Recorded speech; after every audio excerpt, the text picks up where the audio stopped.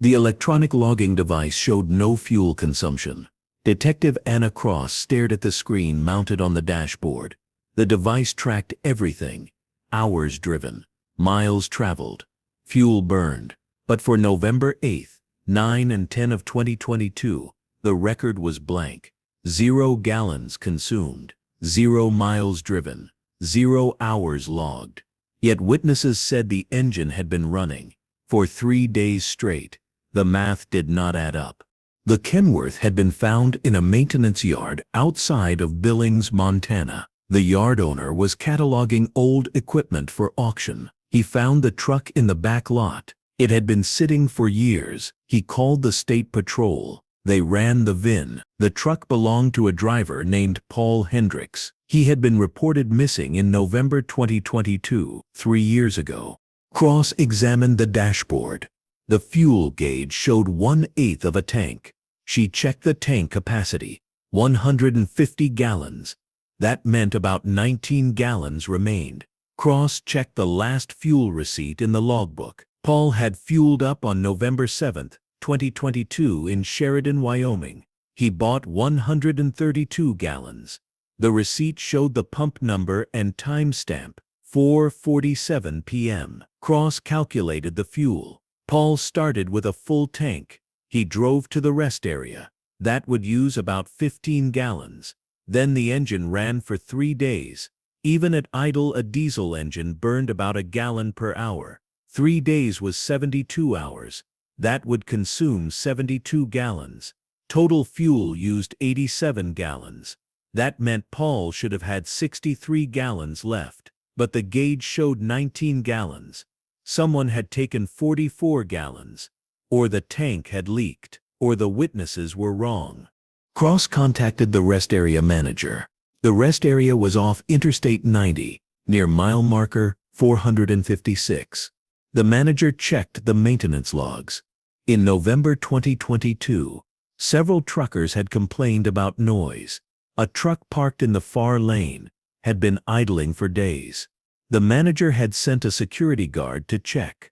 The guard knocked on the cab. No answer. The guard tried the door. It was locked. The guard assumed the driver was sleeping. He left a note asking the driver to turn off the engine. The note was ignored. The truck kept running. On November 10th, the engine finally stopped. The guard checked again. The truck was still locked. The driver did not respond. The guard called the police. Cross reviewed the police report from November 2022. Officers arrived at the rest area on November 10th at 6:23 p.m. They found the Kenworth parked in the far lane. The engine was off. The cab was locked. Officers forced the door open. The cab was empty. No driver, no personal items. The sleeper berth was neat. The logbook was on the dashboard. The keys were in the ignition. Officers checked the fuel tank. It was nearly empty. They checked the trailer. It was empty too.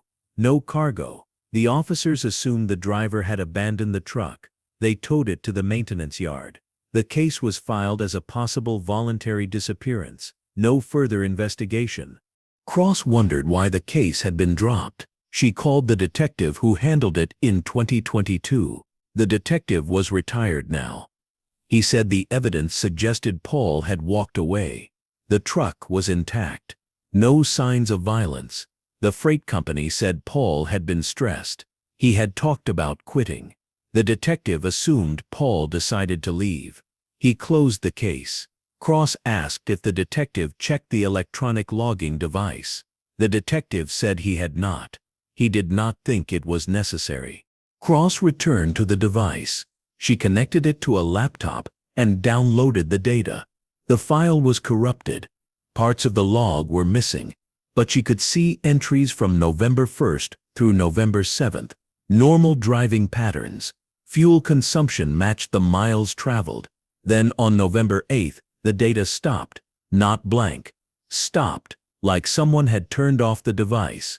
Cross checked the device settings. The power log showed the device had been disconnected at 11:42 p.m. on November 7th. It was reconnected at 2:14 a.m. on November 11th. That was 3 days and 3 hours. During that time, the device recorded nothing. Cross wondered who had disconnected it. She contacted Paul's family. His daughter said Paul would never disconnect the device. It was required by law. Disconnecting it could cost him his job. The daughter said Paul was meticulous about following rules. Cross asked if Paul had been stressed. The daughter said yes. Paul had been worried about money. His truck had needed repairs. He was behind on payments. But the daughter said Paul would not abandon his truck. It was his livelihood. Cross asked if Paul had any enemies. The daughter said no. Paul was quiet. He kept to himself. Cross checked Paul's phone records. His phone had been active until November 7th at 11:38 p.m. The last call he made was to a truck repair shop in Billings. The call lasted 4 minutes. Then the phone went offline. Cross contacted the repair shop. The owner checked his records. Paul had called about a coolant leak. The owner said Paul described the symptoms. The owner advised Paul to stop driving. Find a safe place to park. The owner said he could send a mobile mechanic the next morning. Paul agreed. The owner said Paul sounded tired, but not distressed. That was the last conversation. Cross wondered why the mechanic never arrived. She asked the shop owner. The owner said he called Paul the next morning. No answer. The owner tried several times. No response. The owner assumed Paul had found help elsewhere. He did not follow up. Cross felt frustration. If the mechanic had checked on Paul, maybe things would have been different. Cross returned to the rest area. She walked the parking lot. She tried to imagine what happened. Paul arrived on November 7th. He parked in the far lane. He called the repair shop. He left the engine running to keep the sleeper berth warm. November nights in Montana could drop below freezing. Paul planned to sleep until the mechanic arrived, but something went wrong. Cross checked the weather records. On November 8th, the temperature dropped to 18 degrees Fahrenheit. By November 9th, it was 12 degrees. By November 10th, it was 8 degrees. Paul would have needed the engine running to survive. Cross contacted the rest area's other users from November 2022. She found 4 drivers who had been there. One driver said he arrived on November 8th, around 9 a.m. He noticed the Kenworth idling. He thought nothing of it. Drivers often left engines running in cold weather. The driver left around noon. The Kenworth was still there. Another driver said she arrived on November 9th around 3 p.m. The Kenworth was still idling. She thought it was odd, but she minded her own business. She left the next morning. The Kenworth was still there, still running. A third driver said he arrived on November 10th around noon. The Kenworth's engine was off. The driver thought maybe the fuel had run out. He knocked on the door. No answer. He tried the handle. Locked. He called the rest area manager. The manager sent the security guard. The fourth driver said he arrived on November 10th around 5 p.m. The police were already there. The truck was being towed. The driver did not think much of it. Cross reviewed the timeline. Paul arrived on November 7th around 11:30 p.m. He left the engine running. The engine ran continuously until November 10th around 10 a.m. That was about 62 hours, not 72. Cross recalculated the fuel. 62 hours at 1 gallon per hour. That was 62 gallons. Plus the 15 gallons to reach the rest area. Total 77 gallons. Paul should have had 73 gallons left, but the tank had 19. Someone had taken 54 gallons, or the calculation was wrong. Cross examined the truck's fuel system. She brought a mechanic. The mechanic checked the tank. No leaks. He checked the fuel lines. No damage. He checked the fuel pump. Functional. The mechanic said the fuel had been removed. Siphoned out. Cross asked when. The mechanic said it was hard to tell. But the fuel cap showed scratches, like someone had forced it open. Cross photographed the scratches. She sent the images to a forensic lab. The lab said the scratches were consistent with a pry tool. They were old, probably from 2022. Cross wondered who had siphoned the fuel and why. She checked the rest area's security footage from November 2022. The rest area had 2 cameras, one near the restrooms, one near the entrance. Cross requested the archived footage. The State Patrol sent digital files. Cross reviewed hours of recordings. On November 8th, at 11:23 p.m., a white pickup entered the rest area. The truck parked near the Kenworth. A man got out. He walked to the Kenworth. He tried the door. It was locked. He walked around the truck. He opened the fuel cap. He inserted a hose. He siphoned fuel into jerry cans. He loaded the cans into his pickup. Then he left. The whole process took 18 minutes. Cross froze the footage. She zoomed in on the license plate. The plate was visible. She ran it through the system. The pickup was registered to a man named Dale Vernon. He lived in Billings. Cross drove to his address. It was a small house on the edge of town. Dale answered the door. He was in his 60s. He wore a stained shirt and jeans. Cross identified herself. Dale tensed. Cross asked if Dale owned a white pickup. Dale said yes. Cross asked if Dale had been at the rest area on November 8, 2022. Dale hesitated. Then he admitted he had. Cross asked what Dale had been doing. Dale said he had been siphoning fuel. Times were hard. Diesel was expensive. Dale saw the Kenworth idling. He figured the driver would not notice a few gallons missing. Cross asked how much fuel Dale took. Dale said about 20 gallons. Cross said the tank was missing over 50 gallons. Dale said he only took 20. He swore. Cross asked if Dale saw anyone else near the truck. Dale said no, but he mentioned something. When he finished siphoning, he noticed the cab door was slightly open. He thought that was strange. He had tried it earlier. It had been locked. Dale figured the driver had opened it. Dale left quickly. He did not want to get caught. Cross returned to the footage. She reviewed the hours after Dale left. At 1:47 a.m. on November 9th, another vehicle entered the rest area, a dark sedan. The car parked behind the Kenworth. A man got out. He walked to the truck. He opened the driver's door. It swung open easily. The man climbed into the cab. He stayed inside for 8 minutes. Then he climbed out. He walked to the trailer. He opened the rear doors. He looked inside, then he closed the doors. He returned to his sedan and left. The license plate was not visible. Cross wondered who the man was and what he had done in the cab. She examined the truck's cab again. She checked the door lock. The mechanism was intact, but the lock cylinder showed tool marks. Someone had picked the lock. Cross photographed the marks. She sent them to a forensic locksmith. The locksmith said the marks were consistent with a pick gun, a common tool for breaking into vehicles. The locksmith estimated the lock had been picked on November 8 or 9, 2022. Cross reviewed Paul's background. She checked his employment history. Paul had worked for a freight company called Western Haul. The company was still in business. Cross contacted the dispatcher.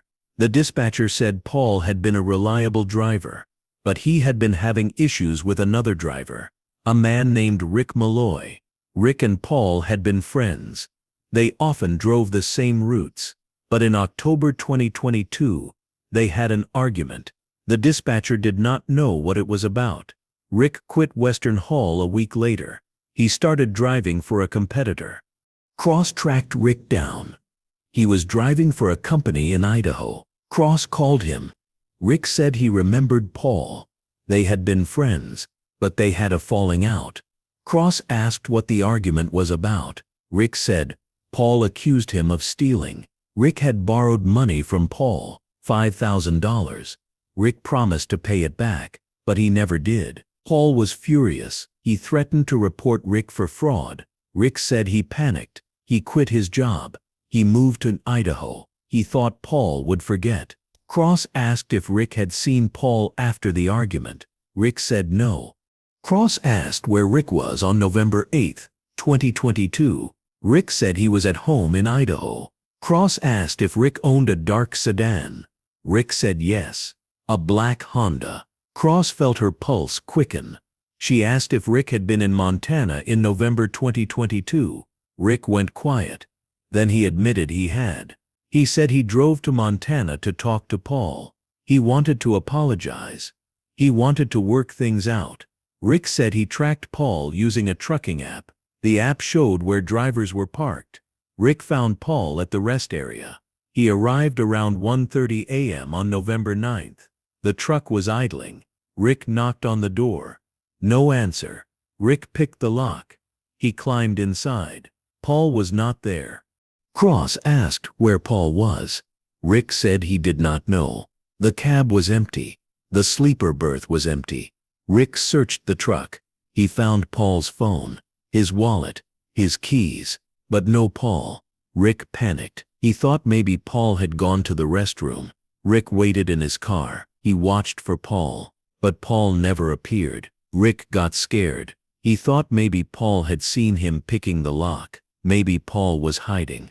Rick decided to leave. He drove back to Idaho. He never told anyone. He assumed Paul would show up eventually. Cross asked why Rick disconnected the electronic logging device. Rick said he did not. Cross showed him the power log.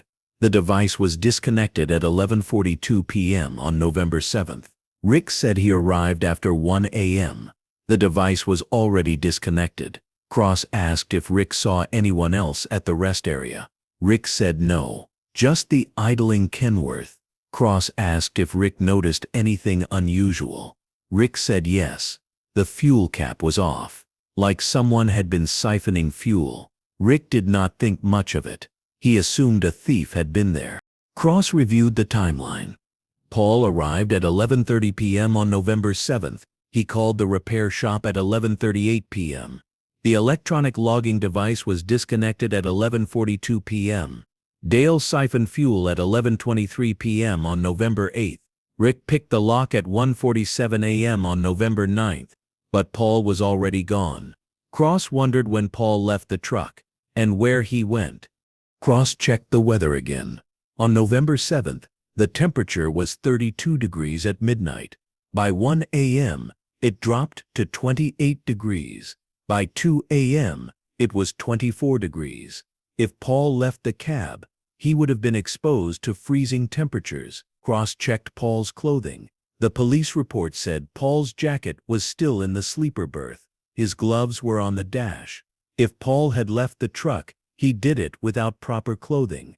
Cross organized a search of the area around the rest area. They used dogs and ground-penetrating radar. They searched a 1-mile radius. After 2 days they found something. A shallow grave about half a mile from the rest area. Inside was a body. The remains were badly decomposed, but the clothing matched Paul's description. Jeans, work boots, a flannel shirt. The medical examiner confirmed the identity through dental records. It was Paul Hendricks. The cause of death was blunt force trauma. The examiner said Paul had been struck multiple times on the back of the head. A heavy object, maybe a tire iron. The examiner estimated the time of death as November 7th, 2022, between 11 p.m. and midnight. Cross felt a chill. Paul had been killed before the electronic logging device was disconnected. That meant someone had killed Paul, then disconnected the device, then left the engine running to make it look like Paul had abandoned the truck. Cross reviewed the evidence. Paul called the repair shop at 11:38 p.m. The device was disconnected at 11:42 p.m. Paul was killed between 11 p.m. and midnight. That meant Paul was killed shortly after he called the shop. Cross checked the phone records again. Paul's last call was at 11:38 p.m., but there was an incoming call at 11:41 p.m. The call lasted 6 seconds. Then it disconnected. Cross traced the number. It was a prepaid phone, purchased in Wyoming. No name attached. The phone was used only once, to call Paul. Then it was turned off. It was never used again. Cross wondered who called Paul and what they said. She reviewed the rest area footage again. At 11:39 p.m. on November 7th, a vehicle entered the rest area, a gray SUV. The SUV parked near the Kenworth. A man got out. He walked to the truck. He knocked on the window. Paul opened the door. The man climbed inside. 2 minutes later, the man climbed out. He walked to the back of the Kenworth. He opened a storage compartment. He pulled something out. A long object. Cross zoomed in. It looked like a crowbar. The man walked back to the cab. He climbed inside again. This time he stayed for 5 minutes. Then he climbed out. He walked to his SUV. He opened the trunk. He pulled out a laptop. He returned to the Kenworth. He climbed inside. He stayed for 3 minutes. Then he climbed out. He closed the door. He got in his SUV and left. Cross froze the footage. She zoomed in on the license plate. The plate was visible. She ran it. The SUV was registered to a man named Kevin Marsh. He lived in Sheridan, Wyoming. Cross drove to Sheridan. Kevin's house was empty. Neighbors said Kevin had moved out in early 2023. No one knew where. Cross checked property records. Kevin owned a storage unit in Casper. Cross obtained a warrant. She searched the unit. Inside she found tools, a laptop, and a prepaid phone. The phone matched the number that called Paul. Cross sent the laptop to forensics. They recovered deleted files, emails, messages. One email stood out. It was sent from Kevin to a man named Travis Cole. The email read, "Paul knows too much. We need to handle it fast." Travis replied, "I'll take care of it. Meet me at the rest area. November 7th, 11:30 p.m. Kevin replied, "Confirmed." Cross tracked Travis Cole. He worked for Western Hall, the same company Paul worked for. Travis was a logistics coordinator. Cross called him. Travis denied knowing Kevin. Cross told him about the email. Travis went quiet. Then he admitted it. He said Kevin was his brother-in-law. Travis said Western Hall had been losing money. Someone was stealing cargo. Travis and Kevin had been running a side operation. They stole loads and sold them. Paul found out. He confronted Travis. Travis panicked. He told Kevin. Kevin said they had to silence Paul. Travis agreed. Travis said Kevin handled it. Kevin met Paul at the rest area. Kevin told Paul his truck had a problem. Paul let Kevin check. Kevin hit Paul with a crowbar. Paul died instantly. Kevin dragged the body into the woods. He buried it. Then Kevin returned to the truck. He disconnected the electronic logging device.